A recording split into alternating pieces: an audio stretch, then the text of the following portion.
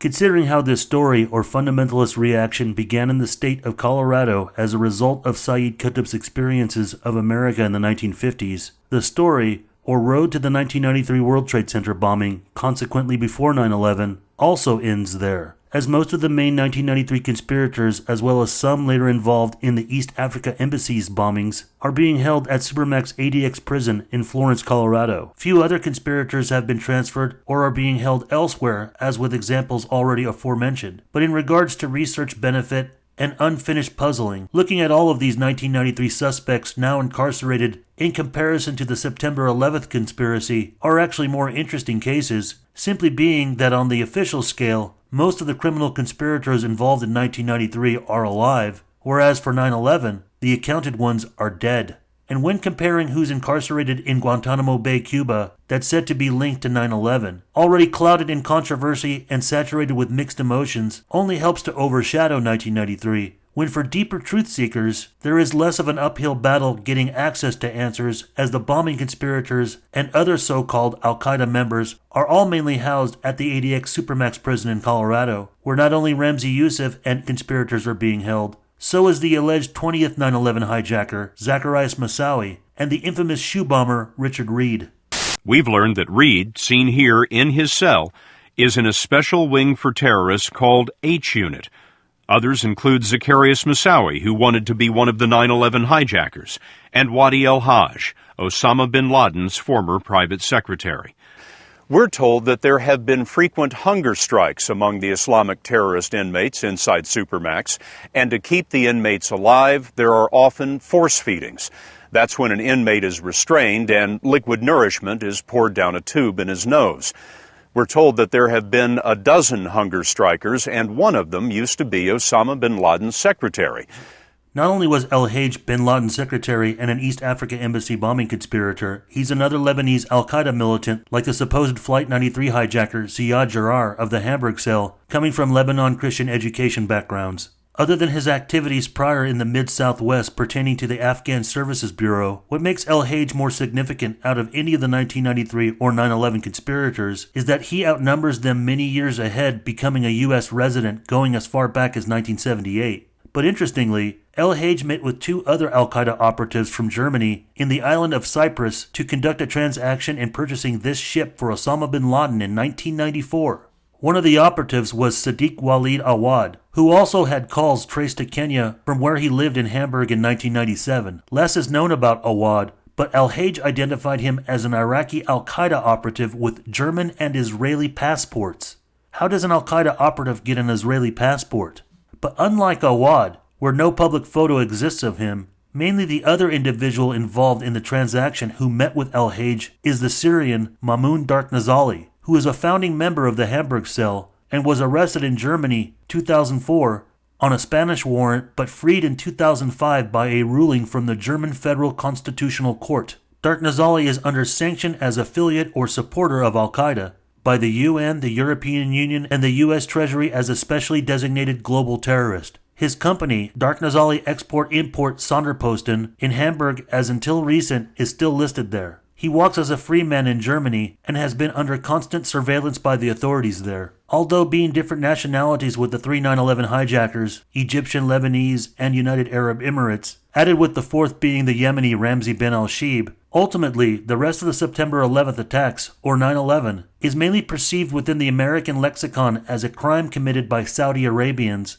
because of bin Laden and the bulk of 9/11 hijacker nationalities. But for the rest of the Hamburg cell members, they were all mainly of Moroccan descent, and they are subjects that should not be overlooked. But they don't necessarily have any previous activity noted for, as far as going back into the early 90s or 80s, like the Syrian Darknazali. But there's another Syrian who is also considered a Hamburg cell founder and has been labeled as Mohammed Atta's recruiter, Mohammed Haydar Zamar. Zamar was arrested in October of 2001 in Morocco, but instead of being deported to the US or Germany, he was secretly sent to Syria for indefinite detention. It was confirmed in 2005 that federal officers of the German Bundeskriminalamt, the BKA, had at least on one occasion interrogated Zamar in Syria under secrecy and unknown conditions. Zamar was then released as part of a prisoner exchange between the Islamist Syrian rebel group Ahrar al-Sham and the Syrian government in September of 2013. He was seen a year later in a home video behind an ISIS flag, listening to a speech by the number 2 in the Islamic State in Aleppo, Syria. He was recaptured by members of the Kurdish People's Protection Units in March 2018 near Deir al-Zor, eastern Syria. He is currently being held in prison in Qamishli, northern Syria, from where he's given interviews to the Washington Post and Der Spiegel in 2018. The status of these Syrian intrigues from Germany going as far back as the early 90s, deemed by some to be considered Syrian Muslim Brotherhood, should give an idea as to why they have gotten some sort of clearance by Allied Western intelligence, when we know throughout the Obama administration they are able to continue funding and aiding al-Qaeda, spawning ISIS further, still after 9/11, but in attempts to topple Syria and take down Bashar al-Assad. But this early 90s time frame with Dark Nazali, El-Hage, and Wadi in Cyprus and Germany is interesting, being that it's the same time frame Mohammed Atta has already moved there. Plus, according to a New York Times article March 12, 1993, it says that the 2 suspects involved in the World Trade Center bombing, Mohammed Salameh and Nadel Ayad, had a joint account with a German bank where they were receiving periodic wired money transfers ranging in the thousands. But agents are looking for evidence of an international conspiracy. They're zeroing in on wire transfers of thousands of dollars from a German bank to Salameh and Ayad's joint checking account in New Jersey. It has been speculated that they passed through Germany. That is by no means clear as to where their ultimate source is.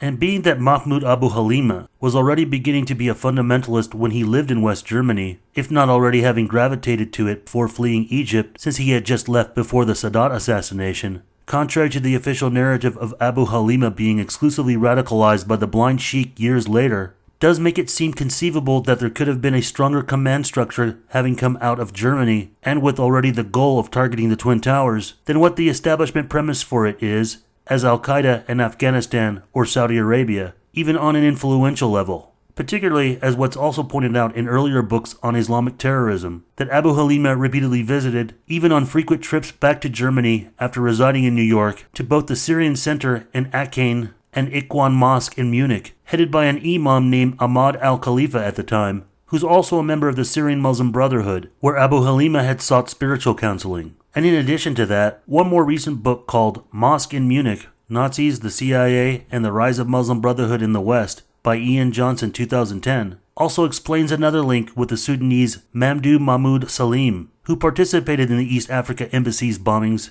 and was widely described as Al-Qaeda's founder and finance chief, plus bin Laden's personal mentor. He was arrested in 1998 in a small town near Munich while on a business trip to Germany. Before being extradited to the US, he called up Ahmed al-Khalifa and asked for spiritual guidance. He was later put on trial and sentenced to 32 years, which he is serving at Supermax ADX. Al-Khalifa confirmed to German authorities and press to have met both Abu Halima and Mamdouh. German intelligence was nevertheless alarmed and launched an all-out investigation into Mamdouh Salim's contacts. One in particular stood out, Mamoun Dark Nazali. However, his joint bank account with Dark Nazali was not investigated, according to the 2000 book, The Age of Sacred Terrorism, by Benjamin Daniel and Steve Simon. And don't simply pass these Syrian Muslim Brotherhood connections in the early 90s and in and around 9/11 as irrelevant or old news, because for those only triggered by what's only current and superficial, just last year in 2021, PBS covered a known Syrian Muslim Brotherhood member and leader for Syrian rebels, aka ISIS, in an extremely poor propaganda attempt trying to rebrand them as friendly, noble freedom fighters against the modernist secular Assad regime in an hour frontline special simply titled The Jihadist. And as of right now, while this documentary film is being written, the US and part of the West is supporting the Zelensky regime in their conflict with Russia, added with the help of Syrian rebels, ISIS forces, in the Ukraine. But briefly continuing with Mamdouh Salim, the connections don't end there, as one might imagine with an East Africa bombing conspirator, that he would have either known or networked with Wadi El-Hage, and he certainly did in various companies of bin Laden as another secretary. But so did another founder, a Sudanese militant named Jamal al-Fadl, at least until he had a dispute with bin Laden and embezzled $110,000 from the organization, and defected by contacting the CIA via the U.S. Embassy in the northeastern African country of Eritrea, next to Sudan, and receiving encouragement from FBI agents Jack Clunan and Dan Coleman. Al-Fadl, after staying in Germany for a while, returned to the U.S. in spring 1996. Al-Fadl was taken on as a key prosecution witness in the early 2001 trial of the 4 accused in the U.S. Embassy's bombings, and also in the U.S. versus bin Laden absentia trial that began in February that same year. Benjamin Weiser wrote in a New York Times article February 21, 2001, ex-aide tells of plot to kill bin Laden that Mr. Al-Fadl said that before approaching the Americans in 1996, he went to Syria, Jordan, and Lebanon, trying to raise money to start an opposition party to the National Islamic Front, the ruling party in Sudan. He said he also considered going to Israel to gain support, but did not. Interesting options Al-Fadl had before choosing Uncle Sam, wouldn't you say? But continuing back in the U.S. and with other guilty associates at Supermax prison,